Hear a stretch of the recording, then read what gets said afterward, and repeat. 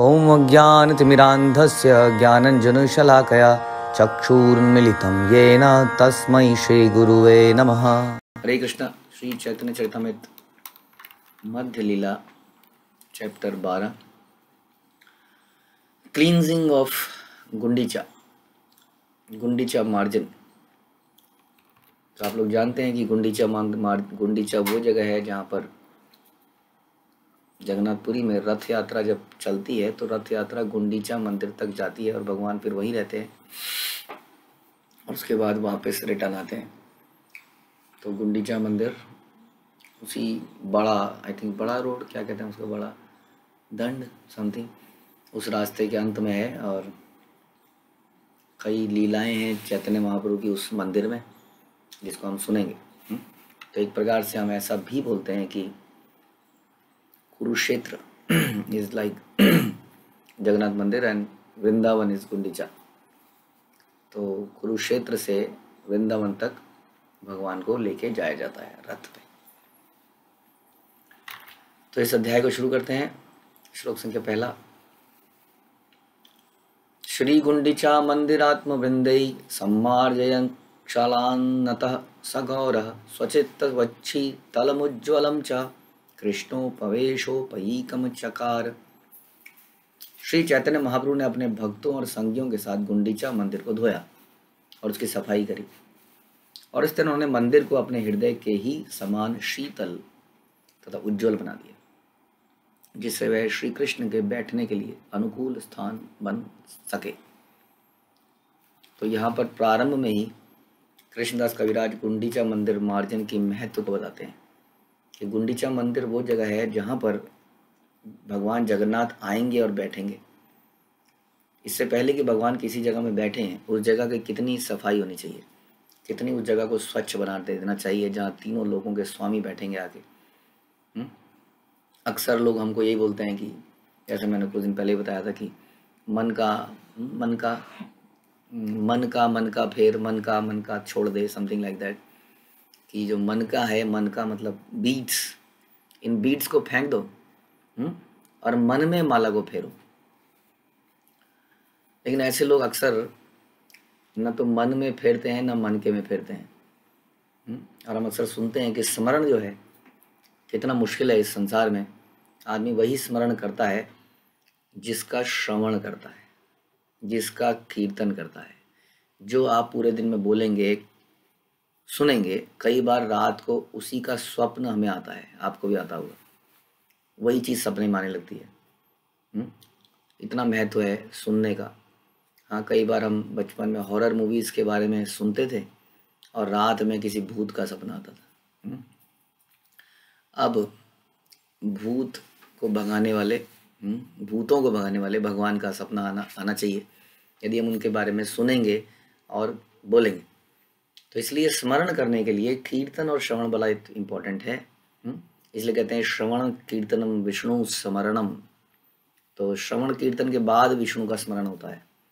इसलिए बड़ा ज़रूरी है कि हम माला को भी फेरें, क्योंकि हमारा हृदय अभी इतना स्वच्छ नहीं है जो अभी यहाँ पे बोला जा रहा है कि इससे पहले कि भगवान को हृदय में बुलाया जाए उस हृदय की कितनी सफाई की आवश्यकता है।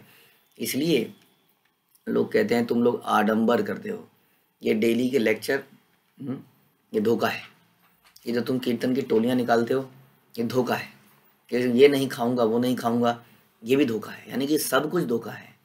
हाँ, और जो तुम खाने पीने में ज़िंदगी बिता रहे हो वो तपस्या है। जो तुमने अपने मन में इतने द्वेष रख रखे हैं वो तपस्या है। तो इस प्रकार से एनवी, द्वेष, ईर्ष्या के कारण लोग हमारे करे गए कार्यों को धोखा, ढोंग बताते हैं। वास्तव में ये जो कार्य हम कर रहे हैं ये शास्त्रों द्वारा अनुमोदित हैं। हमने सुना कि नवधा भक्ति में श्रवण कीर्तन कितना इंपॉर्टेंट है, इसलिए हम दिन भर श्रवण और कीर्तन करते हैं। इसमें धोखा कहाँ है? इसी से हमारे हृदय का मार्जन होता है, जिस प्रकार से गुंडीचा मार्जन चैतन्य महाप्रभु करेंगे। इससे पहले कि भगवान को हृदय में बिठाया जाए हमें अपने हृदय के अंदर हर विचार को रिव्यू करना पड़ेगा। क्यों हमारे जीवन में शांति सुख नहीं आ रहा है? क्योंकि हमारे हृदय में बहुत गंदगी है, वैष्णव निंदा की, द्वेष की, लालच की, लस्ट की। इस कारण से भगवान बैठते नहीं हैं यहाँ पर, और बैठते नहीं है इस कारण से हृदय में एक शांति नहीं है। जीवन में बहुत कष्ट हैं, हमेशा कुछ चिड़चिड़ापन है, इत्यादि इत्यादि जो भी है, तो भगवान तभी आएंगे चाहे हम जितना भी जप कर लें, ताकि जिससे जब भगवान को कैसे बुलाओगे आप जब तक कि हृदय पवित्र नहीं होगा।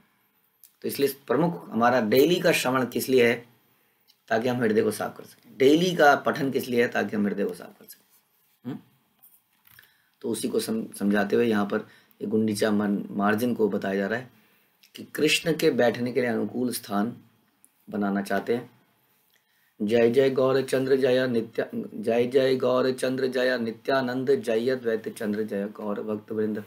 गौर चंद्र की जय हो, नित्यानंद की जय हो, अद्वैत आचार्य की जय हो, चैतन्य महाप्रभु के सारे भक्तों की जय हो। जय जय श्रीवासादि गौर भक्त गण, शक्ति देह करिए न चैतन्य वर्णन। श्रीवास ठाकुर इत्यादि श्री चैतन्य महाप्रभु के भक्तों की जय हो। मैं उनसे शक्ति प्रदान करने की याचना करता हूँ, जिससे श्री चैतन्य महाप्रभु का उचित ढंग से वर्णन कर सकूं। पूर्वे दक्षिणे हईते प्रभु यही आइला, तारे मिलिते गजपति उत्कंठित हईला। जब श्री चैतन्य महाप्रभु अपनी दक्षिण भारत की यात्रा से वापस लौटे, तब उड़ीसा के राजा महाराज प्रताप रुद्र उनसे मिलने के लिए अत्यंत आतुर हो उठे। जो हम पिछले कई दिनों से सुन रहे थे, रामानंद राय, सार्वभौम भट्टाचार्य ने उनकी सिफारिश करी, और अंत में उनको बताया गया, यदि आपको याद हो तो उनको बताया गया था कि चैतन्य महाप्रभु जब नृत्य करेंगे रथ के आगे, उसके बाद एक गार्डन में बैठेंगे, लेट जाएंगे थक कर, वहाँ पर तुम्हें गोपी गीत गाना है, लेकिन राजा के भेष में नहीं जाना है, ऐसा तुम्हें करने को बोला गया है ना। तो राजा प्रताप रुद्र मेरे को लग रहा है रोज गोपी गीत की प्रैक्टिस कर रहे होंगे, गा रहे होंगे, जयति तेधिकम, तो वो रोज प्रैक्टिस कर रहे होंगे कि ये कोई शूटिंग नहीं हो सकती ना, इसकी शूटिंग करके वो लोग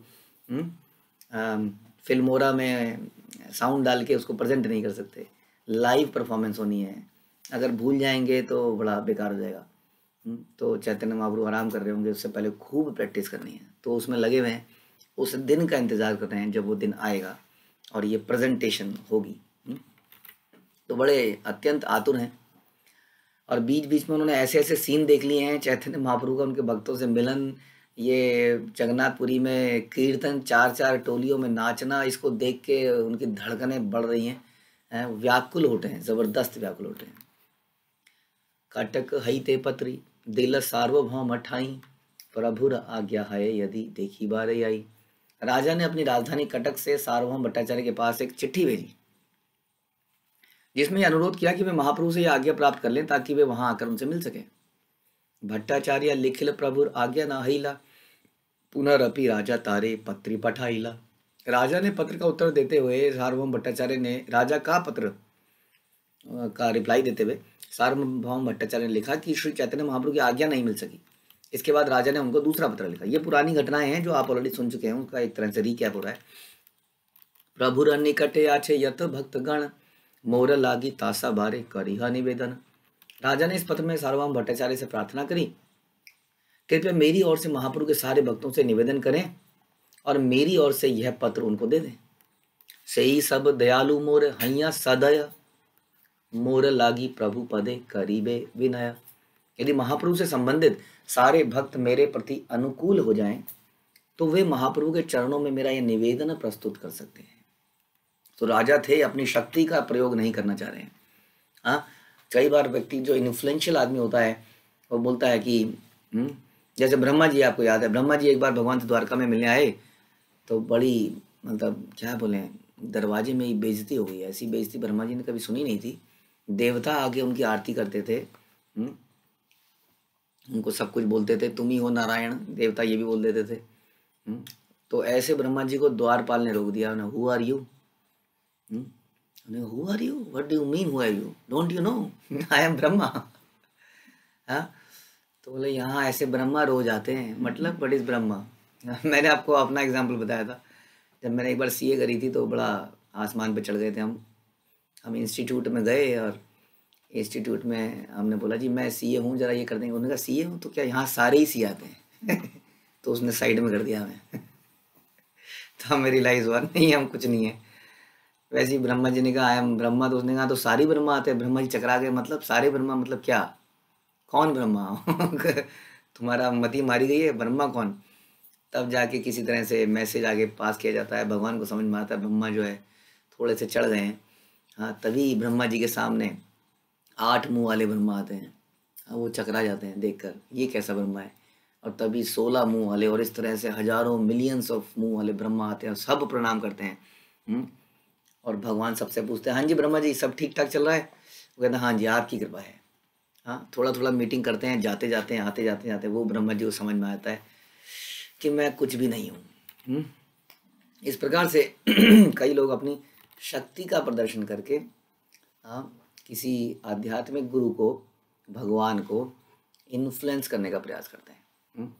उन्हें ऐसा लगता है कि भगवान इससे बड़े इन्फ्लुएंस हो जाएंगे। इसलिए हम लोगों ने सुना था भक्ति रसामृत सिंधु में कि वन ऑफ द ऑफेंसेस कि भगवान के मंदिर के आगे हम गाड़ी में उतरें, पालकी में उतरें। तो हमें बताया जाता है कि जब यदि हम भगवान के मंदिर में जाएं तो मंदिर के आगे गाड़ी में नहीं उतरना चाहिए, गाड़ी को आगे थोड़ा सा या पीछे लगा के पैदल वहाँ तक आना चाहिए। इस तरह से कई लोग सीधा गेट के आगे खुलते हैं, दरवाजा से खुलता है ठड़क, हाँ 3-4 लोग बाहर आते हैं, दरवाजा खोलते हैं, वो पैर बाहर निकालता है, कोई चप्पल उतारता है, वो सीधा तान के अंदर को मंदिर में हो जाता है, हे भगवान मैं आ गया हूँ।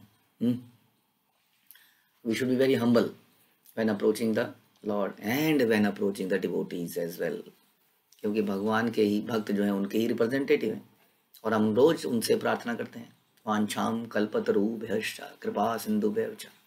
जब भी हम प्रार्थना करते हैं तो सारे वैष्णवों के नतमस्तक करना चाहिए, सारे वैष्णवों का नतमस्तक करना चाहिए, बल्कि खासतौर पर जिससे प्रति हमारा द्वेष है हृदय में उसको जाके प्रणाम करना चाहिए अपने हृदय से। तो यहाँ पर प्रताप रुद्र तो यही कर रहे हैं, अपनी पोजीशन, अपनी पद का फायदा ना उठाकर सारे वैष्णवों से प्रार्थना कर रहे हैं कि सारे वैष्णव आप मेरे लिए प्रार्थना कीजिए, यदि आपकी सिफारिश होगी तो शायद चैतन्य महाप्रभु मुझसे मिलने को राजी हो जाए। तांसबार प्रासादे मिले श्री प्रभुर पाया, प्रभु कृपा बिना मोर राज्य नहीं भाया। समस्त भक्तों की कृपा से ही किसी को महाप्रभु के चरणों की शरण मिल सकती है। महाप्रभु की कृपा के बिना मुझे अपना राज्य अच्छा नहीं लगता। कैसे राजा थे, इनकी जब रियलाइजेशन सुनते हैं तो अद्भुत रियलाइजेशन होती है, कितना डीप उनको नॉलेज है। चैतन्य महाप्रभु से मिलने को भी अलाउड नहीं किया गया है। हम थोड़ी सी सेवा कर लेते हैं तो हम सोचते हैं we are close to Krishna, we are close to guru, लेकिन ये ऐसा व्यक्ति है जो कभी मिला ही नहीं अब तक और मिलने के लिए मना किया जा रहा है, यू कैनॉट मीट। उसके अंदर इतना भाव है। हाँ, यही भाव का ही सारा खेल है।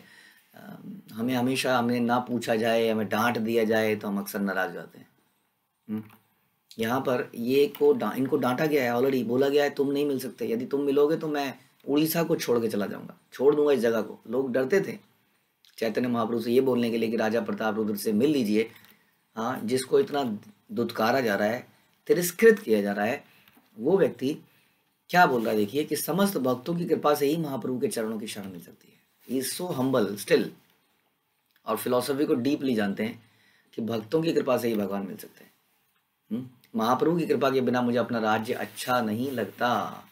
इसलिए हमें सोचना चाहिए क्या हम भक्तों की कृपा प्राप्त कर पा रहे हैं। कितने सारे भक्त हैं, भगवान की असीम कृपा है कि हमारे आसपास इतने सारे भक्त हैं, नहीं भी हैं तो रिमोटली भी हम बहुत कुछ कर सकते हैं और हम उनकी मदद ढूंढनी चाहिए। हाँ, it is our opportunity, it is our good luck कि हमारे आसपास अगर भक्त हैं, हमारे आसपास डिवोटी हैं, तो it is our good luck कि हम उनकी सेवा करने का हमें मौका मिलता है। हम लोग सोचते हैं कि सेवा करके हमने किसी के ऊपर एहसान कर दिया। हाँ, वास्तव में हमें सेवा मिल गई किसी भक्त को करने की, ये हमारे ऊपर एहसान हुआ। तो यही जानते हैं प्रताप रुद्र और कह रहे हैं मुझे अपना राज्य अच्छा नहीं लगता। यदि मोरे कृपा न करीबे गौर हरि, राज्य छाड़ी योगी हया हईबे भिखारी।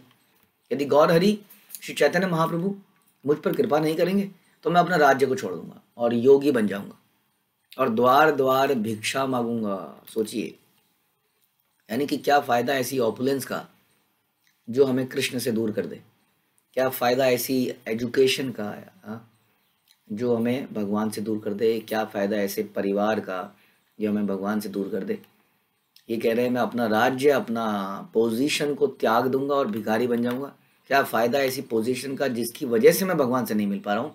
My only problem is that I am a king, यही मेरी एक समस्या है, तो इस पद को ही क्यों ना त्याग दिया जाए। भट्टाचार्य पत्री देखी चिंतित हैया, भक्त गण पाश गेला से ही पत्री लैया। भट्टाचार्य को जब पत्र मिला तो वो बड़े चिंतित हो गए।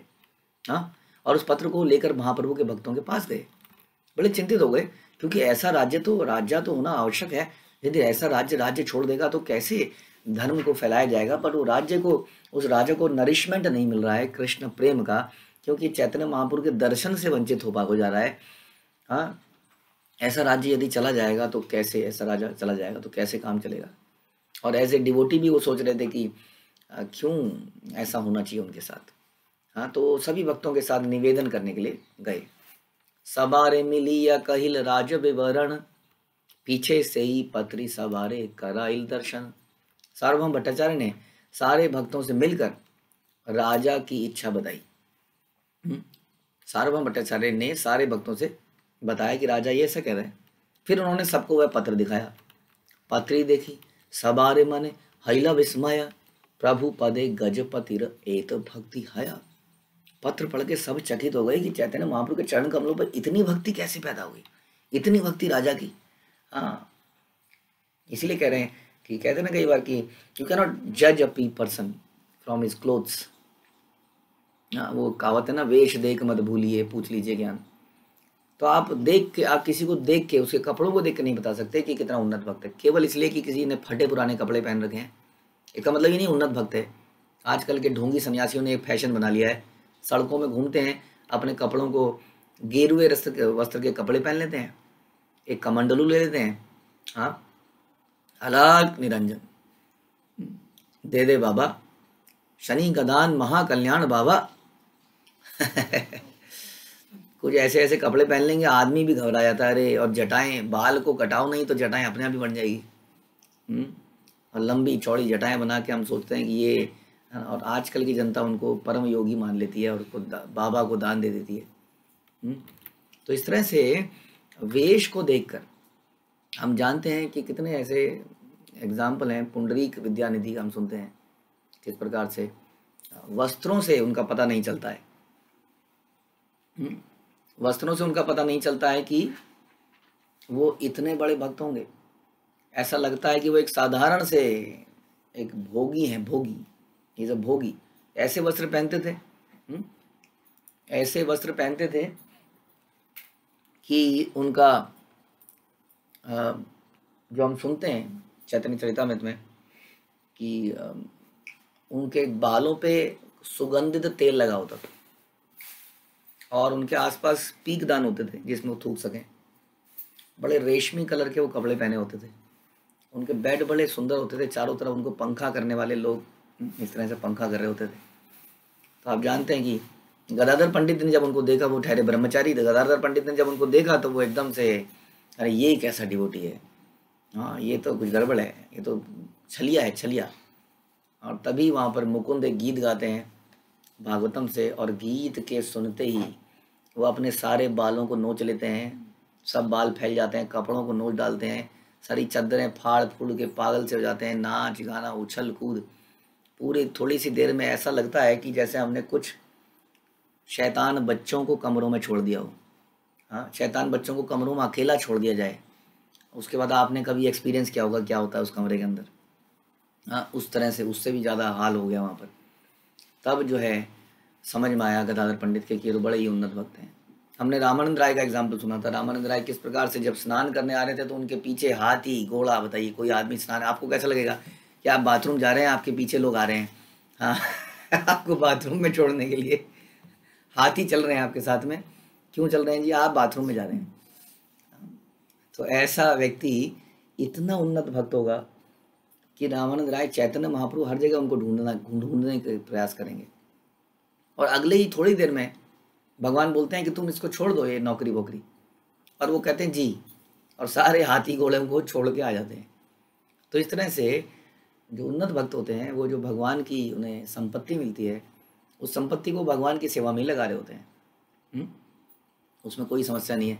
इसलिए किसी की सिंप्लिसिटी इस तरह से नहीं देखी जा सकती कि वो कैसे कपड़े पहन रहा है। वास्तव में उसकी कैपेसिटी के अनुसार वो अपनी पोजीशन से कितना नीचे गिरा है।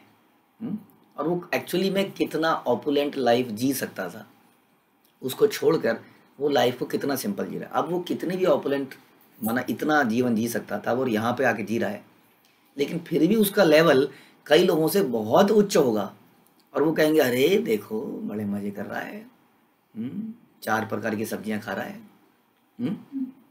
अब वो बेचारा गरीब है, वो एक तरह की सब्जी खाता है और वो सोच रहा है मैं सिंप्लिसिटी का एक जीता जाता एग्जाम्पल हूँ। देखो चैतन्य महाप्रभु ने कहा भलो ना खाइबे भलो ना पहरिबे, मैं ना तो भला खा रहा हूँ ना। अरे भैया आपके पास है ही कहाँ खाने को तो और पहनने को, तो आप कौन सी ऑस्टेरिटी कर रहे हैं, खाने को है ही नहीं उसके बाद भी आपने घर में बीवी को तंग कर रखा है, यही बना देती है रोज, खिचड़ी है तेरे पास बनाने के लिए।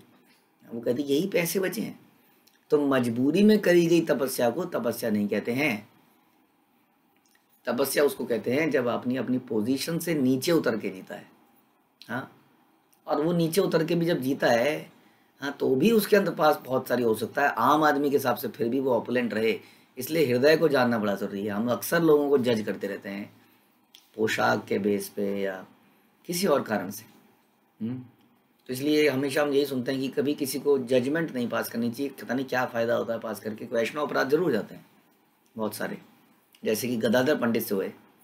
गदाधर पंडित ने इतना रिपेंट किया कि उन्होंने मन में सोचा था। सोचिए हम लोग तो किसी के साथ बोल देते हैं, उन्होंने तो मन में ही सोचा था, और मन में सोचा था तो इतनी ग्लानि हुई कि मेरे मन में जब मुझे कृष्ण को बैठाना है तो मन में ऐसा विचार क्यों आया। उन्होंने चैतन्य महाप्रभु से इस बात को रिवील किया कि मेरे मन में ऐसा आ गया उनके प्रति, और बाद में इतना रिपेंट किया कि बोला अगर मैं गुरु बनाऊंगा तो इन्हीं को बनाऊंगा, और उनके आगे गिर गए कि मुझे आप दीक्षा दीजिए। गदाधर पंडित वॉज एन एग्जॉल्टेड पर्सनैलिटी, आप जानते हैं राधा रानी का ही एक्सटेंशन मानते हैं उनको हम। उसने पुंडरीक विद्यानिधि से दीक्षा ली। तो इस प्रकार से हम ये बता रहे थे कि किस प्रकार से वेश को देख के, हाल चाल को देख के, बातों को देख के, किसी का बोलने का स्टाइल भी बड़ा डिफरेंट हो सकता है। ध्यान रखिए, आप कहेंगे देखिए मैं कितना महान वैष्णव हूँ, हे कृष्णा प्रभु जी आप कैसे हैं, मैं तो आपके चरणों का दास हूँ दास। कई लोगों को वो इस तरह से बोलना आता है, which is not a problem. और कई लोग बड़े स्ट्रेट होते हैं थोड़ा, हो सकता है इतना स्वीटली ना बोल पाते हो, तो भी जजमेंट करने की क्या ज़रूरत है। वी नेवर नो कि उसका भाव कैसा है, वो कैसी सेवाएं करता है, उसने अपने जीवन को कितना समर्पित कर रखा है। आज आप अम्बरीश प्रभु के घर में जाएंगे, हाँ, जो फोर्ड कंपनी के मालिक, तो उनका घर को देख के आपको लगेगा ये घर है या पुश्तैनी राजा का घर है। अब ये कोई नहीं देखेगा कि उन्होंने जीवन को कितना समर्पित कर दिया है, कहाँ पे उन्होंने कितना धन लगा दिया, सारा ही धन लगा दिया अपना।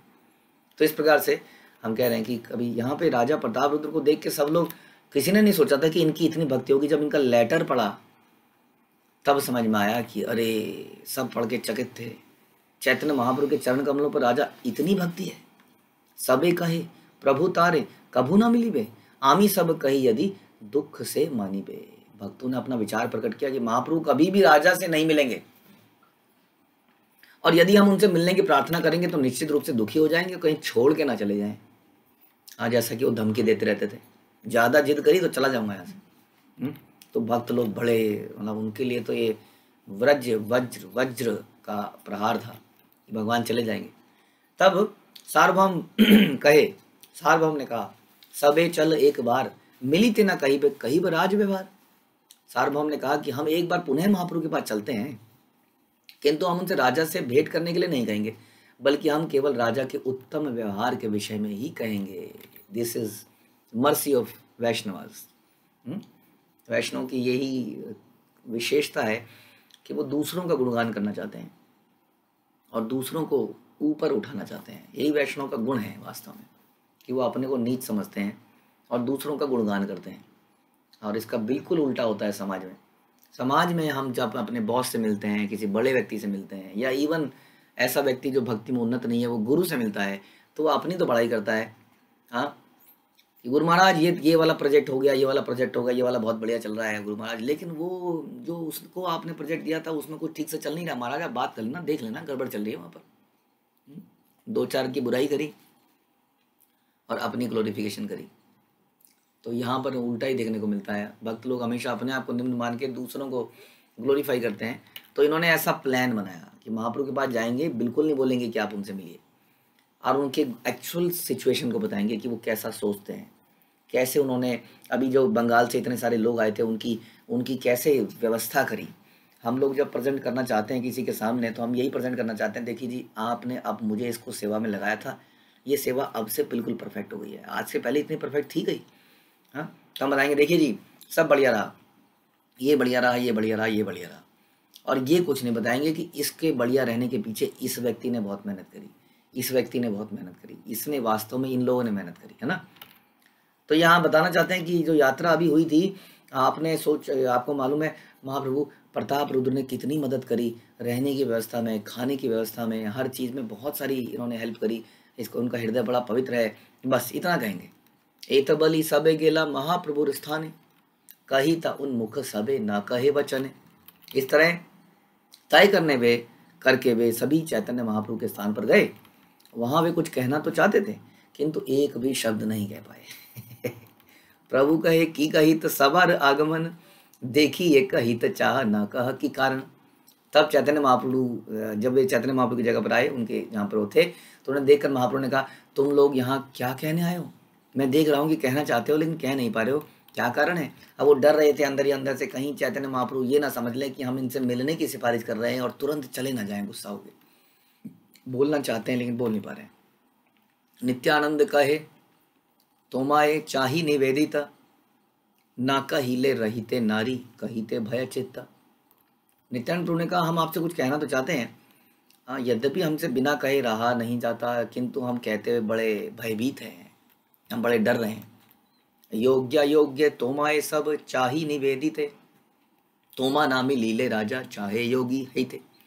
हम आपसे कुछ ऐसी बातें कहना चाहते हैं जो उचित हो सकती हैं और नहीं भी हो सकती हैं। बात यह है कि यदि उड़ीसा का राजा आपके दर्शन नहीं पाता तो वह योगी बन जाएगा। ओहो, ये तो सारा प्लान चौपट हो गया। बोलने कुछ और आए थे, वो समझ में नहीं आया क्या बोले, और फिर से वही बात बोल दी जो नहीं बोलनी थी। तो नित्यानंद प्रभु को कुछ समझ नहीं आया, मुझे लग रहा है कंफ्यूज हो गए। बहुत प्लानिंग करके आए थे कि तू ये डायलॉग बोलेगा, तू ये डायलॉग बोलेगा, नहीं वहाँ जाके स्टेज में आके सब भूल गए डायलॉग सारे, जैसा होता है अक्सर। तो उन्होंने बोला जी उड़ीसा का राजा आपसे दर्शन नहीं पाएगा तो योगी बन जाएगा, कैसे करेंगे हम। काणे मुद्रा लई मुई हई बे भिखारी, राज्य भोग नहीं चित्ते बिना गौर हरि। नित्यानंद प्रभु ने कहा राजा ने निश्चय किया है कि वह भिखारी बनकर अपने कानों में हाथी दांत की बालियां पहन लेगा।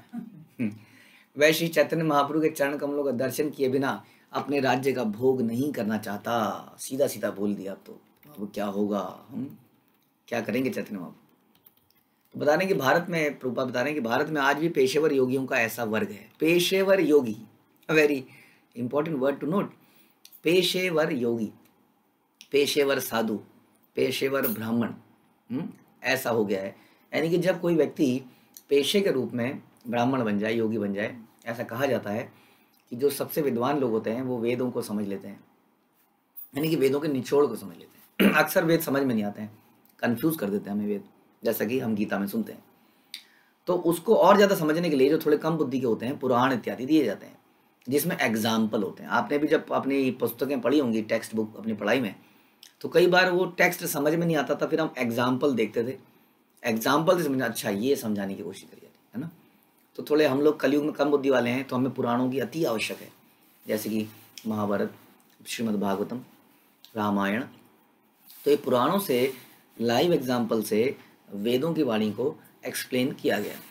तो जिसकी कम बुद्धि है वो पुराण समझ पाता है, जिसकी बुद्धि वेद पुराणों को समझ में नहीं है, ऐसा बोला गया शास्त्रों में, वो किसान बनता है, कृषि कार्य करता है, वो केवल यही कर सकता है साधारणतः। ऐसा बोला जाता है कि जो उससे भी निचले स्तर पे है वो ब्राह्मण होने का पेशा अपना लेता है। और हम सोचते हैं कि ब्राह्मण, क्षत्रिय, शूद्र, वैश्य, ब्राह्मण सबसे ऊपर है। ब्राह्मण वही सबसे ऊपर है जो ब्रह्म को जानता है, उसी में रमण करता है।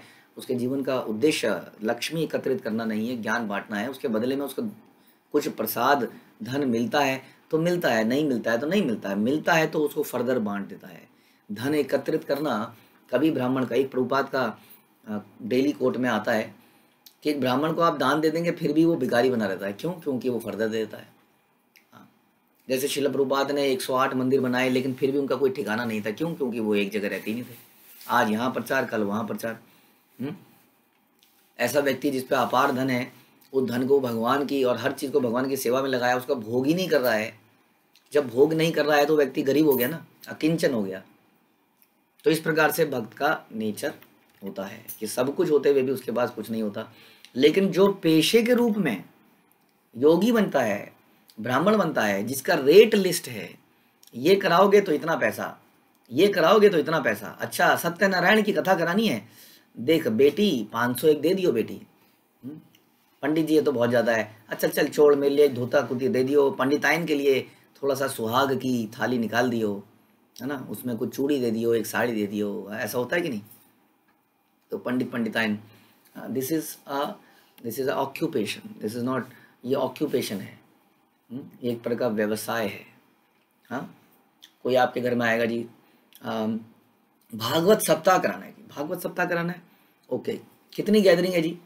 गैदरिंग, आपको गैदरिंग से क्या करना है? नहीं जी, गैदरिंग बताइए। वो कहेंगे जी बहुत बड़ा कराना है जी, 50,000 लोग हो जाएंगे जी। 50,000 लोग हो जाएंगे तो 50,000 इंटू 10, हाँ 5 लाख रुपए दे दीजिए। 5 लाख रुपए? हाँ जी 5 लाख, तो 50,000 आएंगे, सबसे आप लोग 10 रुपये भी लेंगे तो हो ही जाएगा ना इतना तो।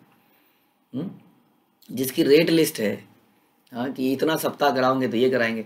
हम लोग जगराता कराएंगे जी, जगराता कराएंगे। जगराता कराने वाले 10 लोग हैं जी, इसका रेट 11,000 है, इसका 51 है, इसका बड़ा नाम है, ये बड़ा अच्छा गाता है, इसका लेकिन रेट थोड़ा ज़्यादा है। लेकिन क्या करें, थोड़ा इन्फ्लुएंस तो करना ही, कई सारे बड़े बड़े लोग आएंगे तो इसको बुला लेते हैं। तो ये जो रेट लिस्ट है, ये लाइव एग्जांपल बता रहा हूँ मैं आपको, जो समाज में चल रहा है इस वक्त।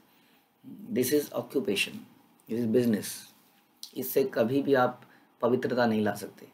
जो हमने सोचा कि गुंडीचा को साफ करना है, गुंडीचा हमारे हृदय है, हृदय को साफ करना है, तो ऐसे किसी व्यक्ति से कैसे वो साफ हो सकता है जो खुद ही कंटामिनेटेड है, जो खुद ही रोजी रोटी के चक्कर में लगा है। तो ये एक व्यवसाय है। एक व्यावसायिक आदमी कैसे भगवान को अट्रैक्ट कर सकता है? यदि भगवान की लीलाएं, बल्कि हम ये कहेंगे ये सबसे निकृष्ट व्यक्ति है, निकृष्ट व्यक्ति।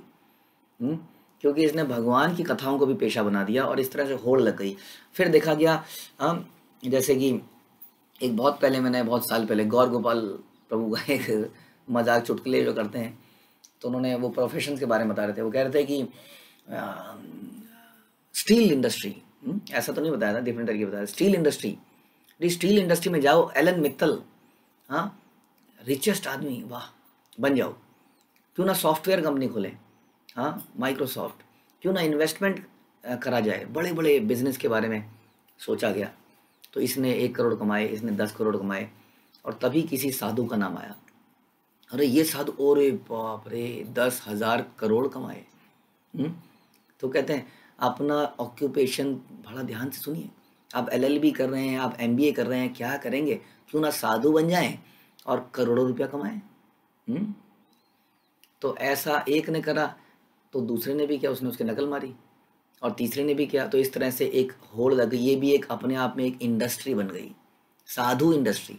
एक थी फिल्म इंडस्ट्री, एक थी कॉस्मेटिक इंडस्ट्री, एक बन गई साधु इंडस्ट्री। अब उस इंडस्ट्री में कुछ कुछ वैरायटी होनी चाहिए, जैसे हर आदमी का प्रोडक्ट डिफरेंट होता है, तो हर साधु का हेयर स्टाइल डिफरेंट हुआ। जिसका हेयर स्टाइल जितना कृष्ण से मैच करता हुआ उतना ही वो ज़्यादा फॉलोवर हुए। आप तो साक्षात कृष्ण हैं, हाँ आपने पहचान लिया मुझे, हाँ आपको देख के लगता है कि साक्षात कृष्ण बैठे हैं। हाँ, इतनी उम्र पे भी आपका एक बाल भी काला नहीं हुआ, इतने घुंघराले बाल। उसको क्या मालूम, अभी उसको फराटा फैन उसके सामने लगा दो तो विग उसकी उड़ जाए, हाँ, उसके सर पे पानी डाल दो तो उसका कलर निकल आए, क्या मालूम किसी को। हाँ, उसने क्या क्या ऑपरेशन करा रखे हैं, क्या क्या करा रखा है, जस्ट बिकॉज कि he want to be like Krishna. तो इस तरह से साधु इंडस्ट्री बन गई है। हर किसी का कोई डिफरेंट स्टाइल है, क्योंकि इंडस्ट्री में हर प्रोडक्ट का डिफरेंट स्टाइल होना चाहिए। तो इसलिए यहाँ पे बताया जा रहा है कि ये जो ऑक्यूपेशन है, हाँ, पेशेवर योगी का ऐसा वर्ग है जो पश्चिम देशों के जिप्सियों जैसा है। वे कुछ जादू तथा योग विद्या जानते हैं और उनका कार्य है द्वार द्वार जाकर कभी याचना करना और कभी धमका कर भीख मांगना। ए लड़की, नहीं देगी, अभी श्राप दे दूंगा, अभी श्राप। इतना बोलने का देर है कि थर थर कांपने लगते हैं। लो जी लो, लो जी लो, जाओ जाओ जाओ भैया जाओ। लोग घबरा जाते हैं, क्या श्राप देगा ऐसा आदमी जो दर दर की भीख मांग रहा है। खुद ही शापित आदमी किसी को क्या श्राप देगा बताइए। श्राप तो भगवान के भक्तों के हृदय से निकलता है, उनके श्राप से बचना चाहिए। This is the worst thing to happen in our life, कि हमें भक्त अपने हृदय से निकाल दे। यही सबसे बड़ा श्रापित होना है वास्तव में। और हम ऐसा कई बार सुनते हैं। हमने, आपको याद होगा, दिति के बारे में आपने सुना था। जब दिति को पता चलता है कि उसका बेटा हिरण्यकश्यपु पैदा होगा और संसार में उपद्रव मचा देगा, जब बताते हैं उनके कश्यप मुनि, तो वो कहती है, अंत में उसको बताते हैं कि भगवान विष्णु द्वारा इसकी हत्या होगी। तो बड़ी प्रसन्न हो जाती है, अच्छा विष्णु द्वारा हत्या होगी, वेरी गुड। हाँ, ब्राह्मणों के श्राप से बचे बस। श्राप तो ऐसे व्यक्ति के हृदय से निकल सकते हैं जो कि भगवान का प्रिय है, और उसके मुंह से श्राप नहीं निकलता है। भगवान के प्रिय व्यक्ति के मुंह से निकलता ही नहीं है श्राप। जो श्राप दे वो भक्ति कैसा है। लेकिन कई बार उनका हृदय कुंठित हो जाता है, हमारे से नाराज हो जाते हैं, वो ही हमारे लिए श्राप है, क्योंकि उनका नाराज होना मतलब कृष्ण का नाराज होना। तो ये ध्यान रखना है।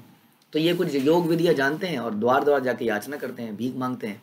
ऐसा योगी कभी कभी कनफटा योगी कहलाता है। कनफटा शब्द सूचक है ऐसा व्यक्ति जिसने हाथी दांत की बनी बाली मुद्रा पहनने के लिए कान में छेद करा रखा है। जब हाथी दांत कितना महंगा होता है, हाँ, अब बाली भी पहनी तो हाथी दांत की।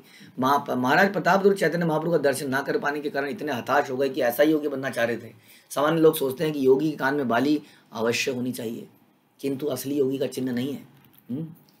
और बाली पहनने का इस तरह से फैशन बन गया है कि बाली पहनना मतलब उन्नत भक्त। ध्यान रखिए, हमारे इस्कॉन के इसमें ये नहीं है, लेकिन फिर भी थोड़ा सा डेविएशन होता जाता है। तो कई बार ऐसा हो जाता है कि लोग बालियाँ पहन लेते हैं, इस प्रकार की चीज़ें कर लेते हैं। हमारे सन्यासी तो कुछ भी धारण नहीं करते, हम देखते हैं, बिल्कुल सिंपल क्लोथ। उनकी जटाएं भी नहीं होती हैं। श्रील प्रभुपाद ने कभी जटाएं रखने को प्रेस्क्राइब नहीं किया है। सिंपल उनकी चोटी होती है, सिंपल वेशभूषा होती है। इसी तरह से वो जीते हैं। महाराज प्रताप रुद्र भी सोचते थे कि योगी बनने के लिए कान में ऐसी मुद्रा पहनना आवश्यक है। अब क्योंकि अभी भाव तो बड़ा अच्छा था, लेकिन ट्रेनिंग नहीं हुई थी प्रताप रुद्र की। वैष्णव के बीच में ट्रेनिंग नहीं हुई थी। उन्हें क्या मालूम कि बाली वाली तो तुम्हारे राजा वाजा के चक्कर में था, तब तुम बाली पहनते थे, अब तो ये बाली हटानी पड़ेगी। देखी बस मुख चंद्र नयन भरिया, धरी बेस पाद पद्म हृदय तुलिया। नित्यानंद प्रभु ने आगे कहा, राजा ने यह भी अभिलाषा व्यक्त की कि महाप्रभु के चंद्रमा सदृश मुख को दृष्टि भर देखना चाहते हैं। वे महाप्रभु के चरण कमलों को उठाकर अपने हृदय पर रखना चाहते हैं। नित्यानंद प्रभु को पता नहीं क्या हो गया है, बेरोक टोक बोले जा रहे हैं, सब कुछ खोल दिया इन्होंने। राजा की सारी इच्छाएं बोल दी कि वो आपके चरणों को अपने हृदय में रखना चाहते हैं, आपको थोड़ी देर देखना चाहते हैं। महाप्रभु दया करो। यद्यपि सुनिया प्रभु कोमल है मन, तथापि बाहिर कहे निष्ठुर वचन। इतनी सारी बातें सुनकर चैतन्य महाप्रभु का मन निश्चित रूप से द्रवित हो गया, किंतु वे ऊपर से कुछ कठोर वचन कहना चाहते थे। भाई, क्योंकि हम सुनते हैं यद यथाचरति श्रेष्ठा तत्तद एव तराजना, कि कहीं ऐसा प्रचलन ना बन जाए कि एक योगी एक बहुत अमीर व्यक्ति को संगी बनाना शुरू कर दे। हाँ, मेरे साथ एक ऐसा व्यक्ति तो होना ही चाहिए जो मुझे ऑपुलेंस देता रहे। तो कहीं ऐसा फैशन ना बन जाए। योगी को एकदम इन चीज़ों से दूर रहना चाहिए। उसको भगवान की वचन को बोलने में डर नहीं लगना चाहिए। जब किसी से पैसे मिल रहे होते हैं, किसी से कुछ धन की सामग्री मिल रही होती है, तो हम लोग सच बात बोलने से डरने लगते हैं कि कहीं कुछ ऐसी बात बोल दूंगा तो सामने वाला चिढ़ जाएगा, चला जाएगा। इसलिए वो सब स्टैंडर्ड अपनाने लगते हैं। इसलिए ऐसे लोगों की कथाओं में रोचक कथाएं करी जाती हैं। हो सकता है कि इस्कॉन के भक्तों को कहीं इस भागवत सप्ताह में करा दिए जाए, पहले दिन आए 1 लाख लोग, दूसरे दिन 50,000, तीसरे दिन 30,000, जैसे कि हमने अक्सर देखा है। तो जैसे जैसे वो परतें खोलता है भागवतम की, और जैसे जैसे हमारे थप्पड़ लगने शुरू होते हैं, तो हम भागना शुरू करते हैं, भागो रे भागो, ये तो मार ही डालेगा अपने वचनों से। और वो कहता कुछ नहीं है, हार्श लैंग्वेज भी नहीं बोलता है, वो शास्त्रों की बात बोलता है। जैसे हम बोलते हैं कि भगवान कहते हैं जो अर्पित खाना नहीं खाता है वो पाप खाता है। कई लोग नाराज, अच्छा पाप खाता है, बढ़ाया, बचपन से मैंने लहसुन प्याज टच तक नहीं किया है, पाप खाता है कहीं तो, हाँ, और चला जाता है। हम पाप खाते हैं क्या? तो इस प्रकार से जब एक वैष्णव बोलता है तो वही व्यक्ति टिक पाएगा जिसके पास क्रेडिट है, उसके क्रेडिट कार्ड में पैसा है, उसके क्रेडिट कार्ड में सुकृति है, यानी कि उसके पास कुछ ऐसा ठहराव है, बर्तन है, बर्तन, उसके बर्तन में छेद नहीं है। और बड़ा मुश्किल है इस बर्तन को अर्जित करना, ये धन से नहीं आता है। तो इस प्रकार से वो बोल रहे हैं उनको। और हमने सुना कि कैसे हाँ, इतनी बातें सुनकर चैतन्य महाप्रभु का मन द्रवित हो गया, लेकिन ऊपर से कठोर वचन कहना चाह रहे थे, इसलिए कहना चाह रहे थे ताकि ऐसा ट्रेंड ना बन जाए कि लोग बड़े बड़े लोगों को पूछने लग जाएं। लेकिन अंत में एक भक्त अपने हृदय को साबित कर ही देता है। जैसे नरोत्तम एक प्रिंस थे, राजकुमार थे, और उनको लोकनाथ गोस्वामी उनको दीक्षा नहीं देना चाह रहे थे, लेकिन उन्होंने अपने गुरु का मल त्याग कर, मल को साफ करके, मल त्यागने की जगह साफ, मुझे नहीं लगता कि हम में से किसी को ऐसी सर्विस कभी मिली होगी कि मल को त्यागा गया है, उस जगह को साफ करना है। टॉयलेट में भी हम साफ कर देते हैं, फ्लश कर देते हैं, वो हाई क्या मारते हैं, हार्पिक। हार्पिक डाल के ब्रश मार देते हैं, उसमें वो बात नहीं है, लेकिन मिट्टी में मल गिरा है, उस जगह को साफ करना is something done by a prince. तो जब वो ऐसे कृत्य करते हैं, ऐसे कार्य करते हैं, तो लोकनाथ गोस्वामी का हृदय द्रवित हो जाता है। इसलिए गुरु की शरण लेने के लिए हमें अपनी सारी उपाधियों से मुक्त होना पड़ेगा। सर्व उपाधि मृन्मुक्तम। हमने अपनी सारी जो आज धन कमाया है, उपलब्धियां कमाई हैं, कार्य कुशलता कमाई है, उसको त्याग के एकदम साधारण व्यक्ति बन के गुरु और भगवान के सामने जाएंगे, तभी उनका आश्रय मिलेगा। श्री चैतन्य चरितामृत की जय, श्रील प्रभुपाद की जय, श्री कृष्णदास कविराज की जय।